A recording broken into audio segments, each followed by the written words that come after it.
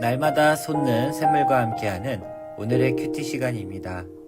11월 29일 오늘의 말씀은 예레미야 52장 12절에서 23절 말씀입니다.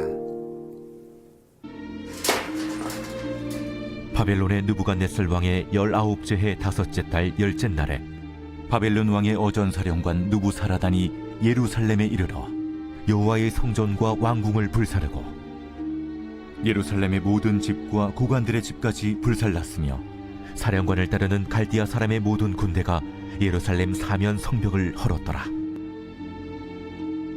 사령관 느부사라단이 백성 중 가난한 자와 성중에 남아있는 백성과 바벨론 왕에게 항복한 자와 무리의 남은 자를 사로잡아갔고 가난한 백성은 남겨두어 포도원을 관리하는 자와 농부가 되게 하였더라.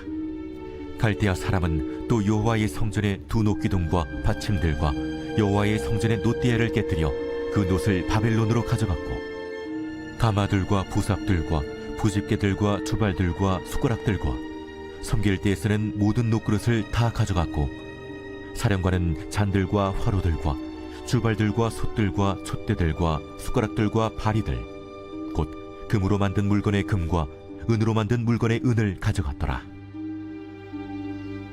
솔로몬 왕이 여호와의 성전을 위하여 만든 두 기둥과 한 바다와 그 받침 아래에 있는 12놋소 곧 이 모든 기구의 논무게는 헤아릴 수 없었더라. 그 기둥은 한 기둥의 높이가 18규빗이요 그 둘레는 12규빗이며 그 속이 비었고 그 두께는 4손가락 두께이며 기둥 위에 논머리가 있어 그 높이가 5규빗이요 머리 사면으로 돌아가며 꾸민 망사와 석류가 다 놋이며 또 다른 기둥에도 이런 모든 것과 석류가 있었더라. 그 사면에 있는 석류는 96개요 이 기둥에 둘린 그물 위에 있는 석류는 도합이 100개이었더라. 할렐루야. 이른 아침 시간에 하나님의 말씀을 사모하며 나아가는 안천교회 성도님들에게 하나님의 평안과 기쁨이 넘치는 시간이 되길 바랍니다. 오늘 우리가 듣는 하나님의 말씀을 통하여서 하나님의 뜻을 깨닫고 순종으로 나아가는 하루가 되시길 바랍니다. 오늘 우리가 들을 말씀은 예레미야 52장 12절에서 23절 말씀입니다. 예레미야 52장 말씀은 예레미야서의 마지막 장의 말씀입니다. 하지만 이미 51장 64절에서 예레미야의 말이 이에 끝나니라 라고 성경에서 말하고 있습니다. 그렇다면 실제 예레미야의 예언과 말씀은 51장 마지막 말씀에서 끝난 것이라면 52장은 무엇일까요? 52장의 말씀은 예레미야가 죽은 후에 이 예레미야서를 편집한 사람들이 꼭 필요하다 생각해서 넣은 부록과 같은 장입니다.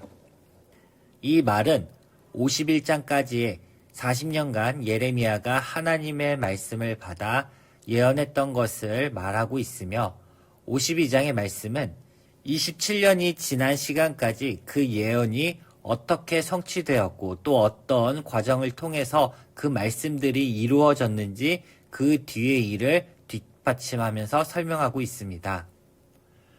52장은 그 외에도 많은 역할을 담당하고 있습니다. 책 전체적인 구조의 문학적 종결과 또 역사적 사건의 진술, 그리고 예언의 성취와 하나님이 이스라엘 백성들을 보호하고 기르신다라는 목회적 모습, 그리고 또 여러 신학적 의미가 함축적으로 내포되어 있습니다. 그 중에서도 오늘은 예레미야의 이름과 그의 사역, 그리고 그의 예언이 어떻게 이루어졌는지 오늘 말씀을 중심으로 이야기를 나누고자 합니다. 예레미야의 사역의 성격을 정의하기 위해서는 1장 10절의 말씀을 살펴보아야 합니다. 예레미야의 사명은 하나님의 말씀의 능력으로 나라들을 뽑고 파괴하며 파멸하고 넘어뜨리며 건설하고 심게 하는 것이었습니다. 그의 40년간의 사역 중에서는 이스라엘이 회복하고 하나님께 돌아오는 일은 일어나지 않았습니다. 오히려 이스라엘의 패역은 심해져만 갔고 결국에는 심판을 받게 되는 모습을 봅니다. 그리고 예레미야는 이집트로 끌려가게 되었고 거기에서 이집트부터 시작하여 바벨론의 멸망을 예언하고 그의 사명은 이집트에서 끝나게 됩니다.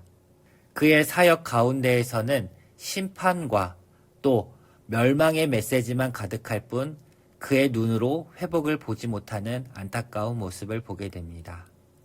오늘 우리가 살펴볼 말씀은 그의 예언이 어떻게 성취되고 있는지 자세히 그 모습을 담고 있습니다. 예레미야는 끊임없이 유다 백성이 하나님께 돌아오라고 호소했었습니다.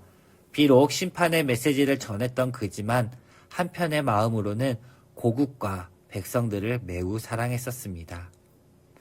하지만 수많은 왕들과 백성들은 목이 곧은 백성이었고 이들에게 심판은 이루어지게 됩니다.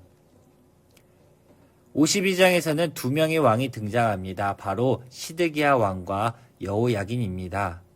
시드기야 왕은 하나님의 말씀을 따르기보다는 여호야김 왕의 모든 행위를 본받아 여호와 앞에서 악을 행했던 유다의 마지막 왕입니다.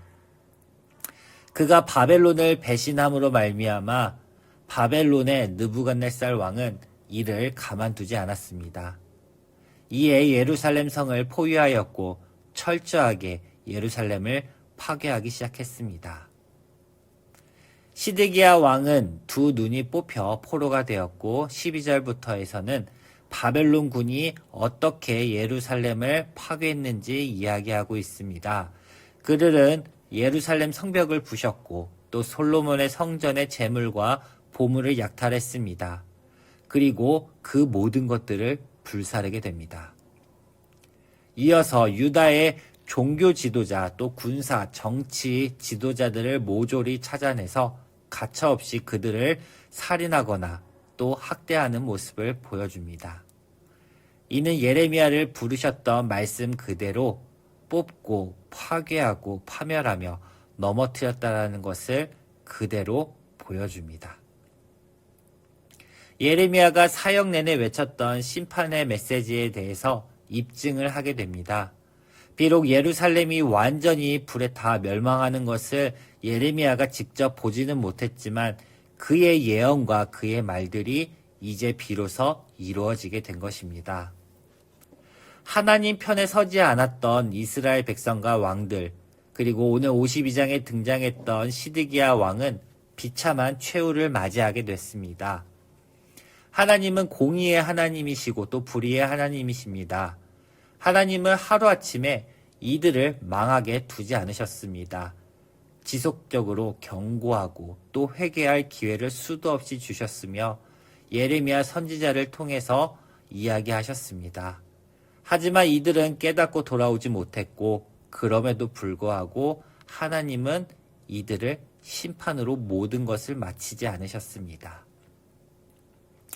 52장 후반부에 나오는 여호야긴은 3개월간의 짧은 통치를 하였지만 바벨론에 대항하지 말라는 예레미야의 말대로 친 바벨론의 자세를 취하였고 그는 나중에 바벨론의 옥에서 풀려나게 됩니다.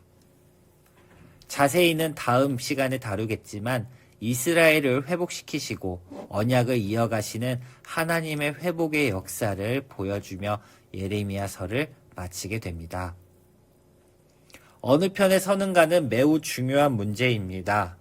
하나님 편에 설 것인지 아니면 사탄의 편에 설 것인지 우리는 하나님 편에 서서 하나님의 말씀에 순종하는 삶을 살아야 할 것입니다. 예레미야에서의 말씀을 통해서 우리는 하나님의 예언은 반드시 성취되고 또 그 심판 가운데서도 한없는 사랑을 베풀어 주시는 하나님이라는 그 깊은 사랑을 깨닫기 원합니다. 우리의 삶 가운데서도 힘들고 어려운 일들이 많습니다. 하지만 하나님은 그것으로 말미암아 좌절하고 넘어지는 것을 바라지 않습니다. 오히려 그것을 딛고 일어서 하나님 편에 서서 하나님이 주시는 평안과 기쁨을 맛보며 이 땅 가운데 살아가기를 바라고 계십니다. 우리가 이 예레미야서의 말씀을 통하여서 하나님 편에 서서 하나님 말씀을 듣고 하나님 백성이 되며 그렇게 하루하루 살아가시길 바랍니다. 오늘 하루 하나님이 주시는 깊은 사랑의 이 말씀을 통하여 기쁨을 얻고 살아가시는 안천교회 성도님들이 되시길 바랍니다. 함께 기도하겠습니다. 사랑과 은혜가 충만하신 하나님 감사합니다. 우리에게 주신 이 말씀을 통하여서 우리가 하나님의 그 깊은 마음과 뜻, 사랑을 깨닫기 원합니다.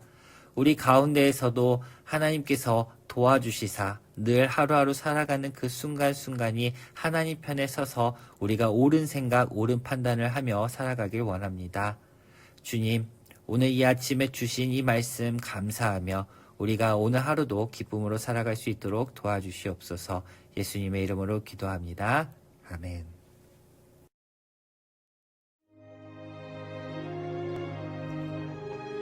하늘에 계신 우리 아버지, 아버지의 이름을 거룩하게 하시며 아버지의 나라가 오게 하시며 아버지의 뜻이 하늘에서와 같이 땅에서도 이루어지게 하소서.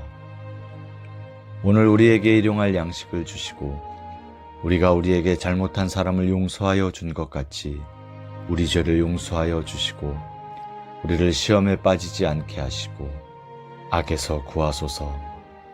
나라와 권능과 영광이 영원히 아버지의 것입니다. 아멘.